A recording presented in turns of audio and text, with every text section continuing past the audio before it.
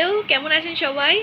আবারও আমি চলে এসেছি আরেকটি নতুন আর ইনফরমেটিভ ভিডিও নিয়ে, যেটা কিন্তু খুব ইন্টারেস্টিং হতে চলেছে আজকের ভিডিওটি।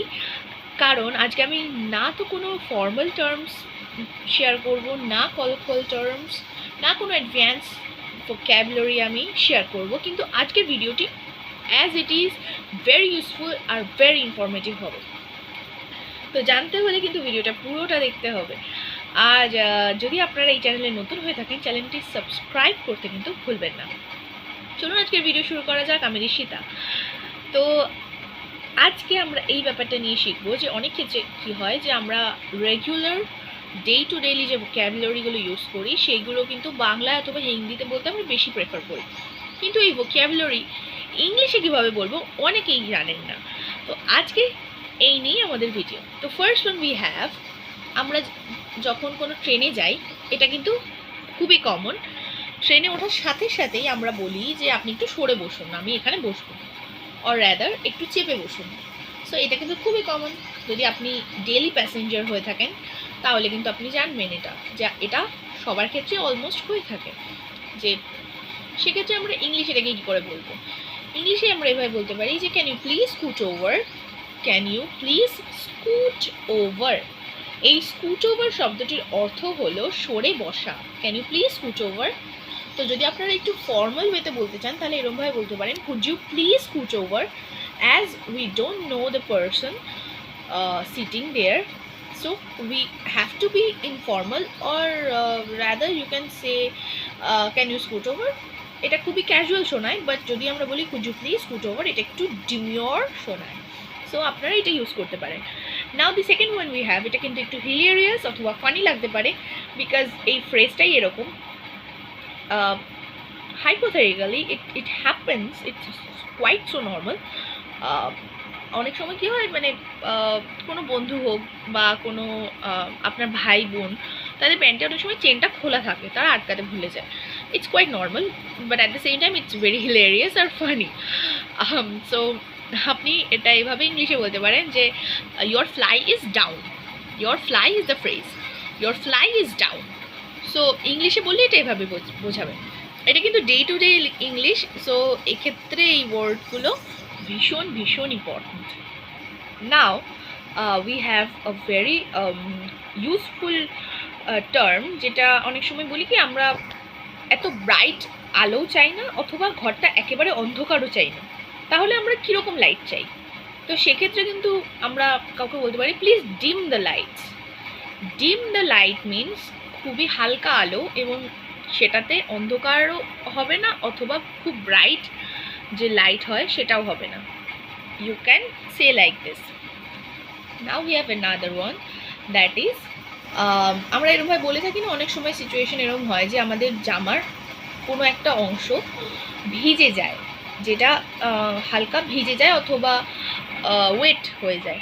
সেক্ষেত্রে সেই পার্টিকুলার স্পটটাকে আমরা কী করে আইডেন্টিফাই করব? ইংলিশে এরকমভাবে বলতে পারি যে there is a wet spot in your shirt. তাহলে কিন্তু পার্টিকুলারলি ওই ভেজি জায়গাটার কথাই আমরা মেনশন করতে চাই। এইভাবে আমরা ইংলিশ ওয়ার্ড ডেইলি ইংলিশে ব্যবহার করতে পারি, আর রেগুলার ইংলিশে ব্যবহার করতে পারি। আপনি নিশ্চয়ই ডিম অথবা এগ খেয়েছেন কখনো না কখনো, যদি না আপনার ডিম বা এগে অ্যালার্জি থাকে। সো সেক্ষেত্রে এটা কিন্তু খুবই কমন যে আমরা কোন রকমের ডিম খেতে প্রেফার করি। অনেক সময় সেদ্ধ ডিম, অনেক সময় পোচড এগ বা অমলেট, এরকম অনেক রকম প্রেফারেন্স আছে সকলের। তো সেক্ষেত্রে 2-3 রকমের আমি ভেরিয়াস এগ ফর্মস আপনাদের সাথে মেনশন করছি। যদি আমাদের ডিমের ইয়কটা অথবা যে কুসুমের অংশটা থাকে সেটা যদি র অবস্থায় থাকে এবং বাকি হোয়াইট পোর্শনটা কুকড থাকে, তাহলে সেটাকে আমরা পোচড এগ বলবো। আর যদি একটু মানে ওয়াটারি থাকে, যে ডিমের ইয়কটা বা কুসুমটা রানি আছে, একটু একটু মানে আপনি যখন স্পুন দিয়ে এটাকে তুলতে যাচ্ছেন হালকা পড়ে যাচ্ছে নিচে, তাহলে সেটাকে সানি সাইড আপ এগস বলে। আর যদি আপনারা ডিম সেদ্ধ খান তাহলে সেটাকে বয়েলড এগ অথবা হার্ড বয়েলড এগ বলে, এছাড়াও মিডিয়াম বয়েলড এগও হয়।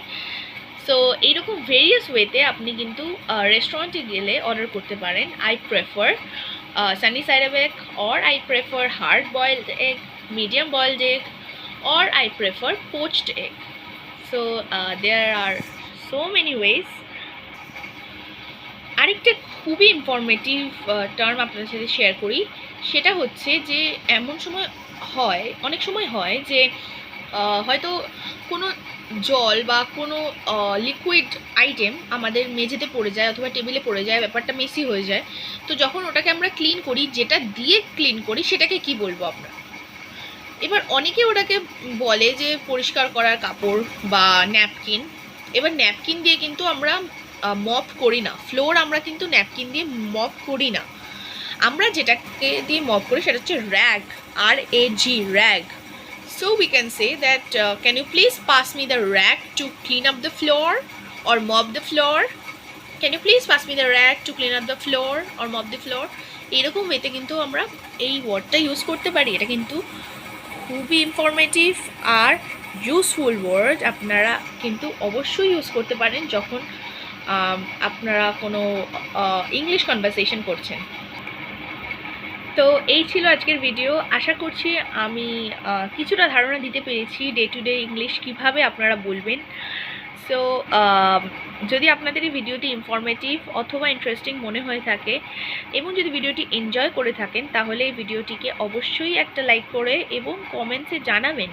আপনাদের থেকে আমি সেরকম কমেন্ট পাচ্ছি না, তো আমি এক্সপেক্ট করব যে কেউ অন্তত একটু কমেন্টে এসে জানাবেন যে আপনাদের ভিডিওগুলো কেমন লাগছে, তাহলে আমি একটা ধারণা পাবো।